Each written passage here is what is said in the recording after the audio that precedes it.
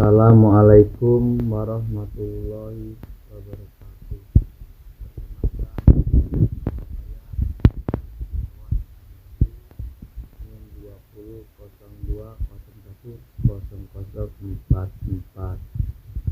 Dari Prodi Rekayasa Sistem Komputer. Kali ini saya akan membahas tentang pengenalan data pipeline dan data pre-processing. Pengertian data pipeline adalah seperangkat alat dan proses pemindahan data dari satu sistem ke sistem yang lainnya, yang dimana dapat disimpan dan dikelola secara berbeda. Data pipeline memungkinkan kamu mendapatkan informasi yang banyak, sumber yang berbeda, kemudian mentransformasikan dan menggabungkan dalam satu tempat penyimpanan data. Misalnya, ketika kamu harus mengumpulkan berbagai macam data yang menunjukkan bagaimana pelanggan berinteraksi dengan brand, seperti lokasi, perangkat, session, riwayat pembelian, interaksi lainnya. Dengan adanya konsolidasi data ini, semua pihak pun yang membutuhkan data demi membuat keputusan strategis dan operasional atau membangun dan mengelola tol analisis dapat mengakses data-data tersebut dengan mudah dan cepat. Pihak-pihak yang dimaksud itu adalah data scientist, data analis, engineers atau marketer, CPO atau spesialis lainnya, dan pekerjaan yang bergantung pada data. Pihak-pihak yang dimaksud itu adalah data scientist. Sementara itu, yang bertugas untuk membangun dan mengolah infrastruktur data pipeline beserta penggunanya secara strategis adalah bagian dari pekerjaan seorang data engineer.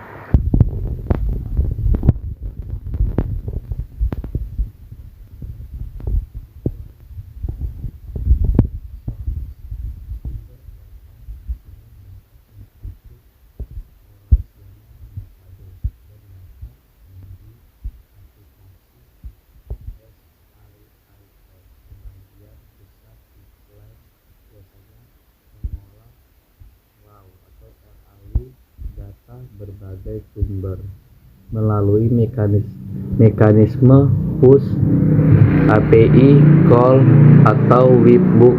Data juga dapat disinkronisasikan secara real time atau pada interval yang dijadwalkan.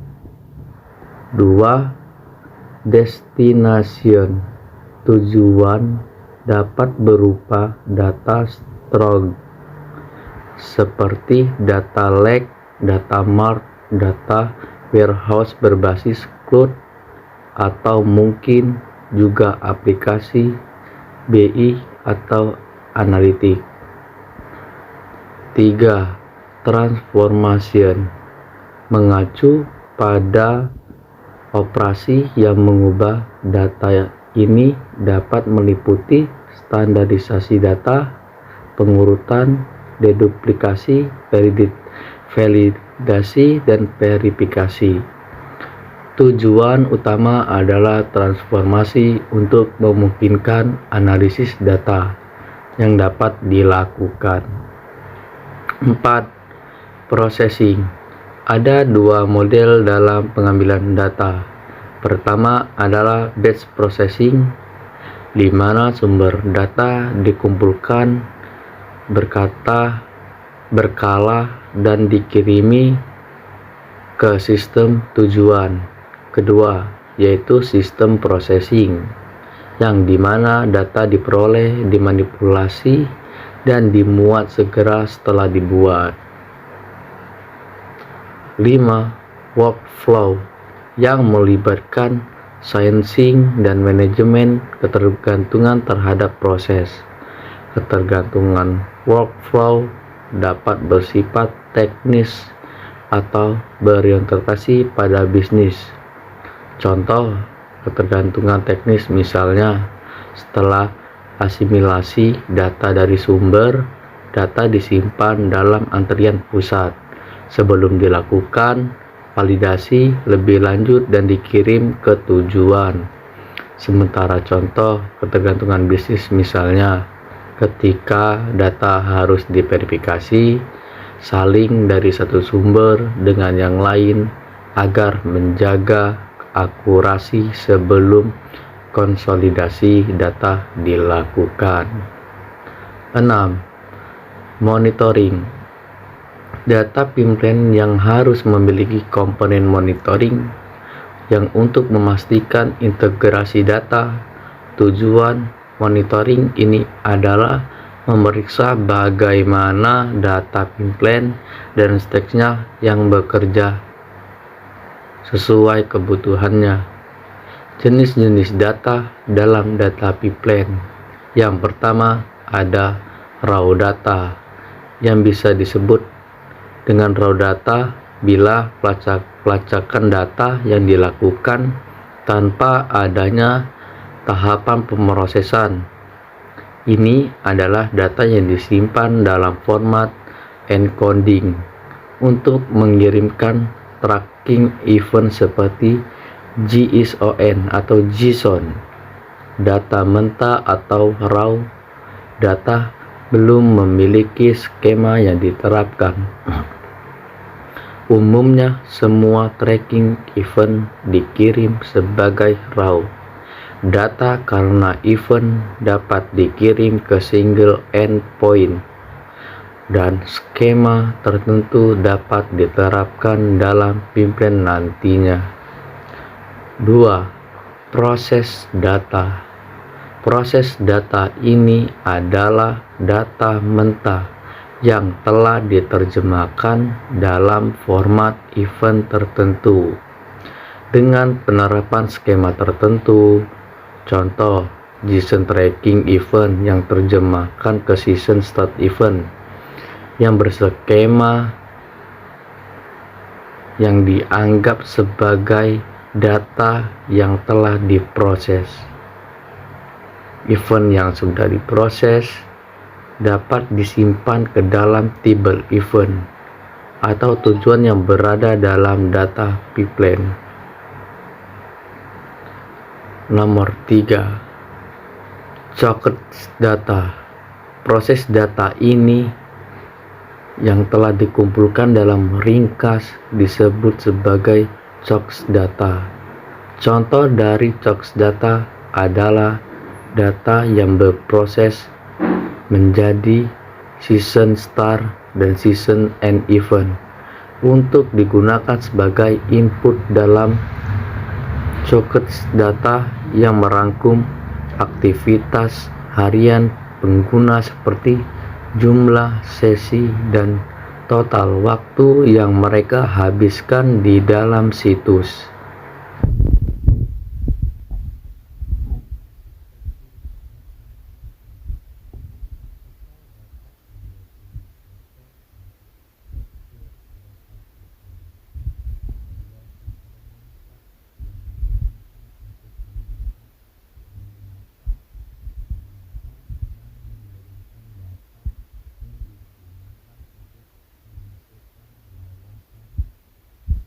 Akurat dan dapat ditindaklanjuti.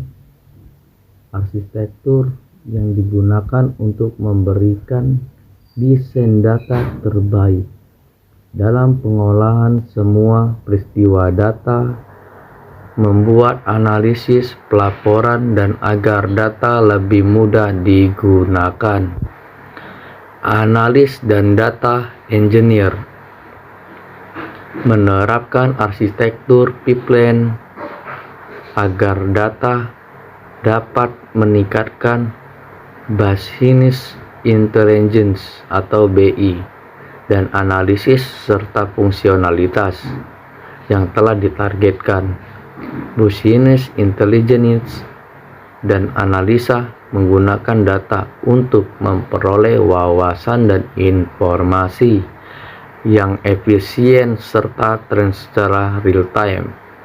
Fungsionalitas tersebut mampu mendukung data dalam mencakup subjek penting seperti perjalanan pelanggan, perilaku pelanggan, target otomatis, proses robotik, dan pengalaman pengguna.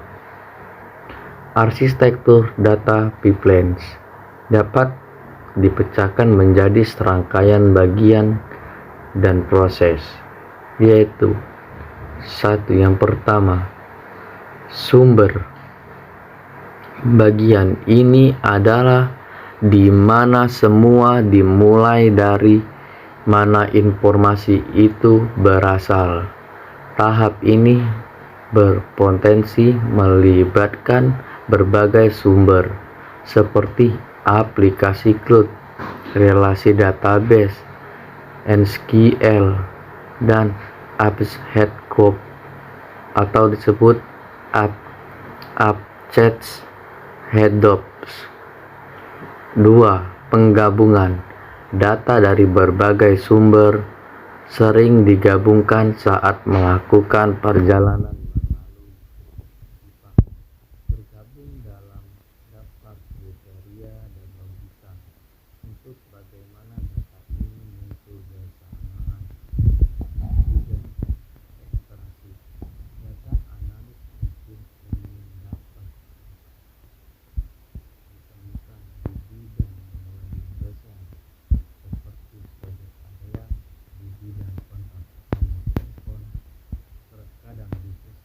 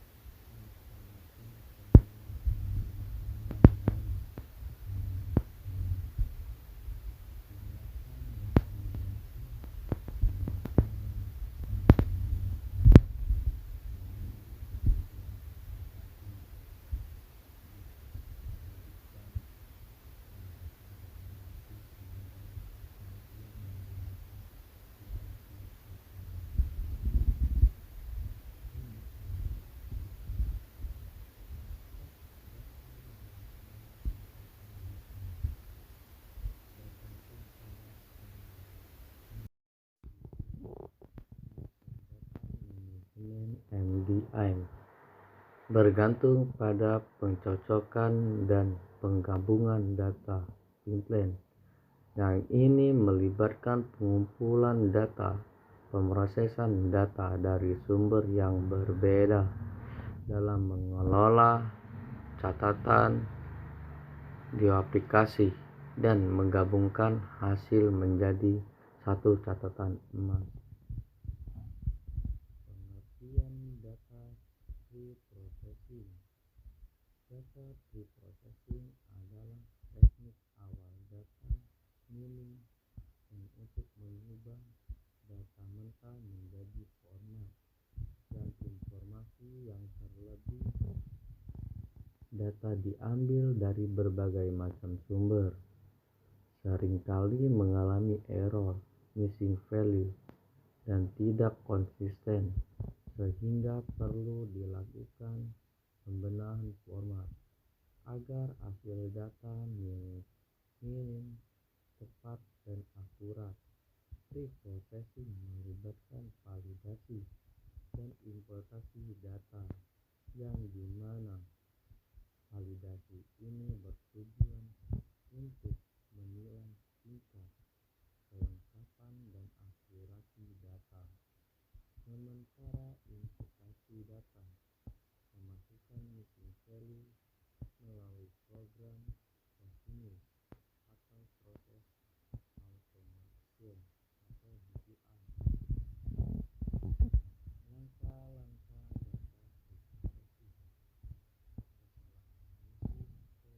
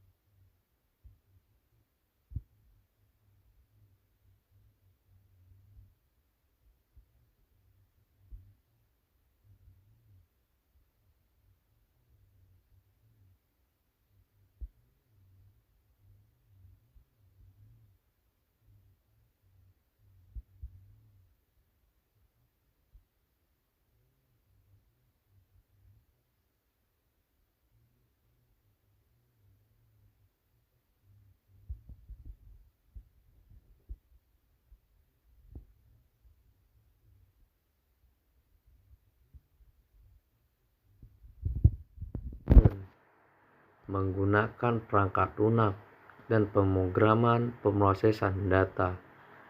Seringkali instruksi yang diberikan kepada perangkat lunak untuk memproses data dan menghasilkan output. Metode ini adalah yang paling mahal, tetapi memberikan kecepatan pemrosesan dan keandalan dan akurasi output yang tinggi.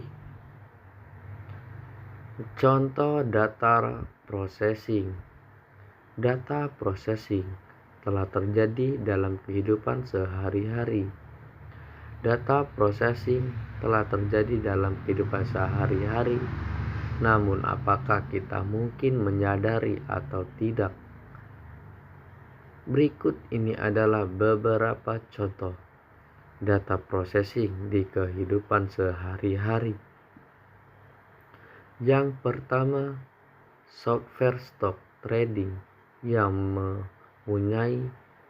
mengonversi jutaan data saham menjadi grafik yang sederhana.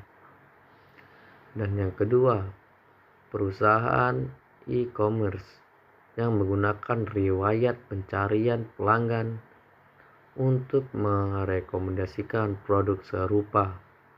Ketiga, perusahaan digital marketing menggunakan data demografis orang untuk menyusun strategi kampanye dengan lokasi yang spesifikasi.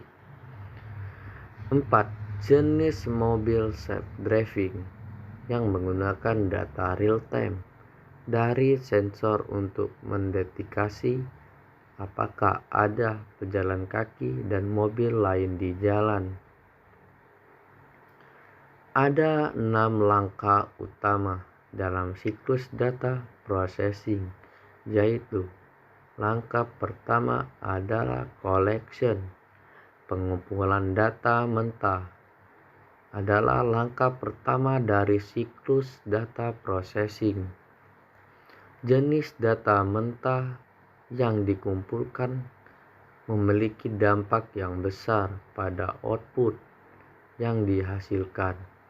Oleh karena itu, data mentah harus dikumpulkan dari berbagai sumber yang akurat dan telah ditentukan sehingga temuannya berikut dapat digunakan. Data mentah dapat mencakup angka moneter, coki situs web, laporan laba atau rugi perusahaan, perilaku pengguna, dan lain-lainnya. Langkah-langkah kedua.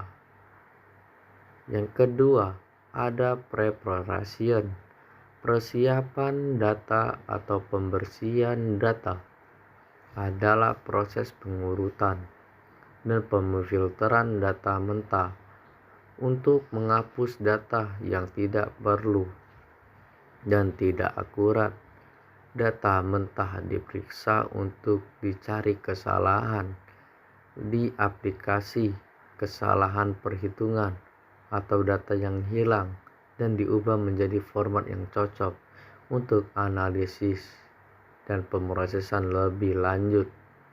Proses ini dilakukan untuk memastikan bahwa hanya data yang berkualitas tinggi yang diberikan ke unit pemrosesan.